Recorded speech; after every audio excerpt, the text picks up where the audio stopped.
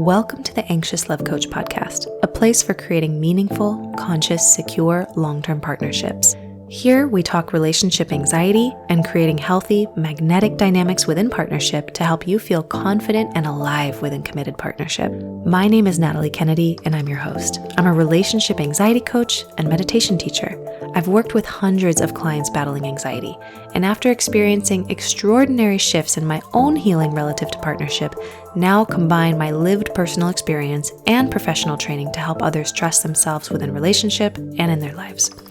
I've been to the edge and back with my now husband from relationship anxiety and come out confidently to the other side. I want to pass the tools I've learned along to you to help you trust yourself in relationships and also create magnetic, hot dynamics with your partner. I believe lots of mainstream relationship advice today can make us anxious and dissatisfied. So let's jump in and normalize challenges that modern relationships and real people go through while also giving you tools to trust yourself, drop the shame, and alchemize your messy, twisted relational truths into profound inner wisdom and aliveness.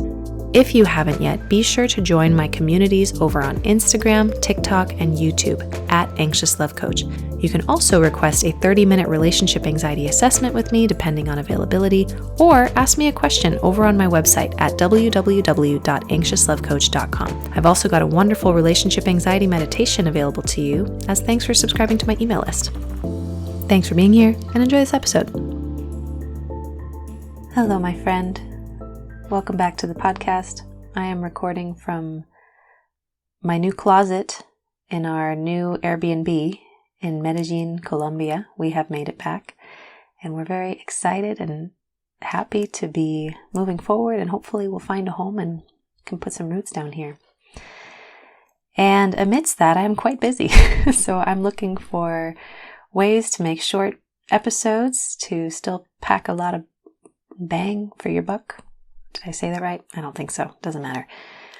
And my Aunt Diane, whom some of you may remember from way back when, I think it was episode 36, season 1 for sure, where she came on and gave some outstanding advice from my wonderful Aunt Diane. When I struggled with relationship anxiety, I used to call her for reassurance about my relationship.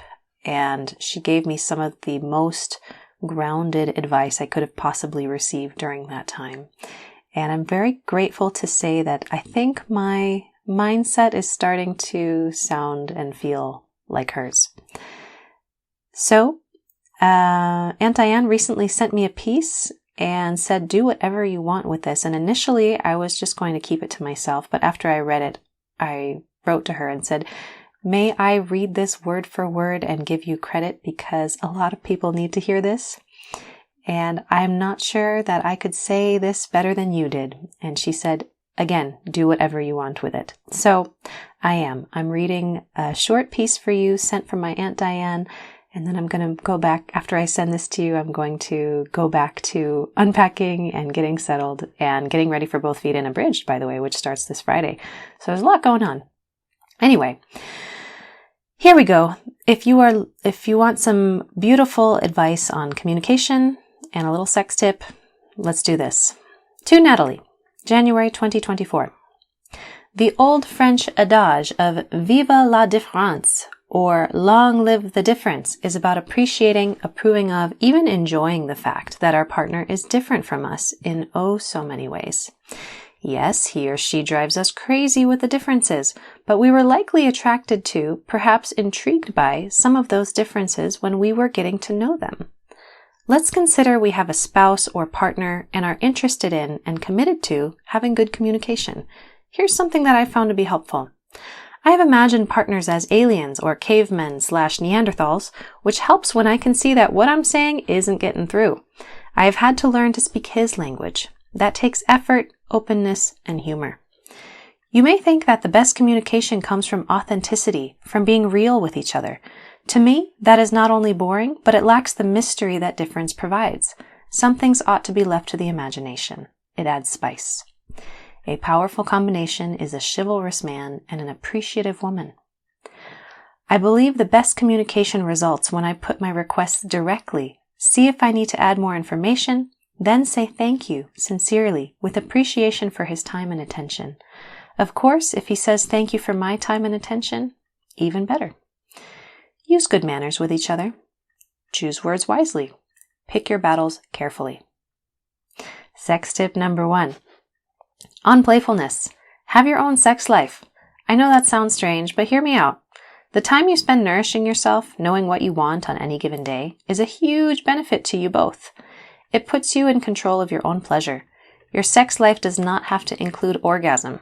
It does have to include sensuality.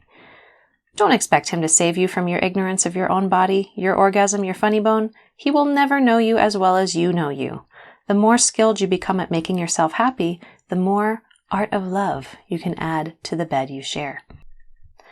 Playfulness is joy. He asked, "Would you like to go to bed today?" I replied, "Maybe, if you can catch me." And the race around the couch began. There was a mild pillow fight. I ended up on the bed, which was okay because I'd readied my mind and environment. The coconut oil was on my bedside table. Love, Aunt Diane. So that's it. I hope you enjoyed that. I certainly did. Thank you very much, Aunt Diane, whether or not you listen to this. I have alchemized your beautiful piece and sent it out to people that I think would benefit from it greatly. I certainly did. I know that sometimes I can get really caught up in the bedroom experience of just arriving in bed and hoping that one of us just magically gets turned on and can turn on the other person. It doesn't work like that. Sex does really well when there's a bit of a game, a bit of a story, some fun, some play. You got to put your imagination into it. It does not just happen naturally like it does in the movies. And even then, in the movies, the reason it seems to happen so naturally is because there was a story, there was a plot. It was interesting enough for you to watch it. On the days where my sex life is boring, if I were to put the camera on us, you would be bored out of your mind. You would not watch that porno. It would just be like, on our worst days, we just lay in bed, it's like, so, you want to do it? I mean, no one would watch that, and probably you wouldn't want to be in it either. So to make your sex life more interesting, you got to make it a bit of a story. You got to make a plot. It has to be a beginning, middle, and ending, and it requires to be somewhat well thought out. You need to be willing to play a character and stop being so obsessed with being authentic in the moment that you've gotten boring, because let's face it, most of the day is boring and uneventful. If you want to make your sex life interesting, you really need to add some mystery, some play, and that means playing with different sides of yourself. So that's it. I'm going to get back to getting settled here in Medellin, and also I am getting ready to start our second round of Both Feet In, which is called Both Feet In Abridged this time around. I don't know the next time I'm going to be running it. Hopefully we'll be having a family in the next year or so, and when that happens, I'm probably going to prioritize that. So this is potentially my last hurrah of a group program for some time. Obviously, there's a lot of people teaching this type of stuff, and so it's not like this is the last opportunity to get this type of information. No, there's so many people out there teaching this. But if you want to do it with me, then I'd love to have you. I'll put the link in the show notes. If you are a woman who experiences anxiety in partnership, especially if you're the type of woman who tends to have one foot out and is always nitpicking her partner either outwardly or inside your brain, Both Feet In Abridged can help you a lot. And what we're really ultimately going to be learning is a practice of a study of what we might call alchemy. And if you're not really sure what I mean, the way I think of alchemy is we're turning lead to gold. And the first time I heard about this was in chemistry class many, many years ago. But I didn't think much of it then until recently, when I started studying and realizing that this is not just a chemical thing. It's also a spiritual thing. There is spiritual alchemy, which is transforming your shit into your greatest gift, transforming your pain into your pleasure. And in order to do that, we need to learn to become masters of relationships, period. Not just relationships between people, but our relationships with ourselves and our relationships between opposites, yin and yang. So ultimately, Both Feet In, the title implies that we've got one foot out and one foot in.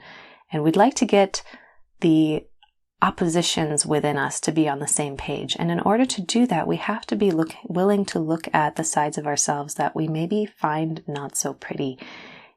Because once we get to know both our light and our shadow, our conscious side, the part of us that wants to change maybe, And our unconscious side, the part of us that maybe does not want to change, we need to find the tensions of opposites within ourselves, which often, by the way, will get mirrored in your relationship.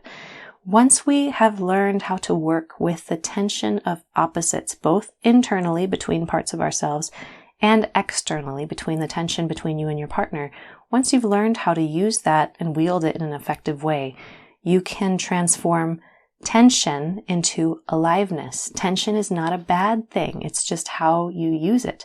If you think about a bow and an arrow, if you don't have any tension, the bow does not fly. If you don't pull it enough, the bow falls to the ground. If you pull it too much, the bow snaps. The same with tango or a dance or a guitar string. So tension is not something to be avoided, but something to master and to learn how to wield it effectively. So when you've got tension between parts of yourself, that means that there is a permutation somehow, some expression of that tension that could be divine and bring you aliveness and pleasure and joy. And this is really what I want to study. So there's really 3 commitments to Both Feet in a Bridge. You'll probably need to spend about 2 hours a week, 1 to 2 hours a week. One is getting through the lectures, which I'm going to be putting out slowly. Right now I have modules 2 out of 9 that will eventually be up. You need to get through those. It's much more concise than my last version of Both Feet In, which was just hour and a half long lectures that you just gotta sit through. Now each lecture has bite-sized pieces that are 5 to 20 minutes long, and I think you'll have much more fun. And also a lot of it's audio. So you can listen to a lot of these audio recordings while you're driving, while you're walking. The only videos I've included are the ones where I think the video portion is necessary, like some kind of embodiment practice. But my desire is for you to actually finish this course, so I have shortened it and made it more concise and taken out all the fluff and kept the absolute bare essentials. So there's going to be 9 modules. 2 of them are already done. You'll need to get through those modules to learn the principles. The second commitment in the program is coming to the calls. And these calls are going to be 3 per month. 2 of them are going to be meditation based on the practices in the program, which you'll be learning in your own time. And the third one will be a Q&A. So we'll have 3 per month on Fridays and Saturdays. And we'll also have 3 other ceremonies. One will be an opening ceremony. The second will be a closing ceremony at the end. And we have 1 sex anxiety masterclass, which I'm actually going to open to the public for that one. And the last commitment is going to be, you'll need to find what I've called a BFI, BFF, also known as your accountability partner. And this is one of the most transformative parts of the program, in my opinion, is you'll need to practice the exercises that I'll be teaching you once a week with a partner for about 30 to 40 minutes. And this is where you will start to solidify these practices and make them a part of your life. And this is where your philosophy on life will start to change, because you're going to start to see yourself differently. You're going to have a stronger relationship with your inner world, which is going to completely transform how you interact with the world outside of you, because you'll be doing so from a place of congruence within. And that's a game changer. So I want that for you. So that's it. If you want more info, I'm going to put the link to get all the information as well as enroll in the show notes. If you have any questions whatsoever about Both Feet in Abridged, please feel free to email me at natalie@anxiouslovecoach.com or DM me on Instagram asking about Both Feet In. And also, if you have been a past client of mine, like specifically a one-on-one client or a group program client, or even if you've taken Both Feet in the past, I have a special discount for you. It's really yummy. Shoot me an email and say, I was in Both Feet In, I want to do Both Feet In Abridged, and I will send you a special checkout just for you. And if you already purchased it and you were a past client, just let me know. I can refund you the amount that you paid for the full price. So that's it. Thanks so much for tuning in today. I look forward to seeing you in the next episode, and have a great day. Talk soon. Thanks so much for listening to The Anxious Love Coach today. If you loved this episode, please hit that subscribe button, leave a review, and follow me on Instagram, TikTok, and YouTube, and maybe share it with someone that you believe might benefit from these perspectives. Please also subscribe to my email list at www.anxiouslovecoach.com, as I'm trying to reduce my reliance on social media. In exchange, you will receive my free relationship anxiety meditation and more supportive tools sent your way. If you would like to work with me, head on over to my website at, again, anxiouslovecoach.com to explore different tiers of coaching options and online programs. Thanks again for listening, and catch you in the next episode. Have a blessed day.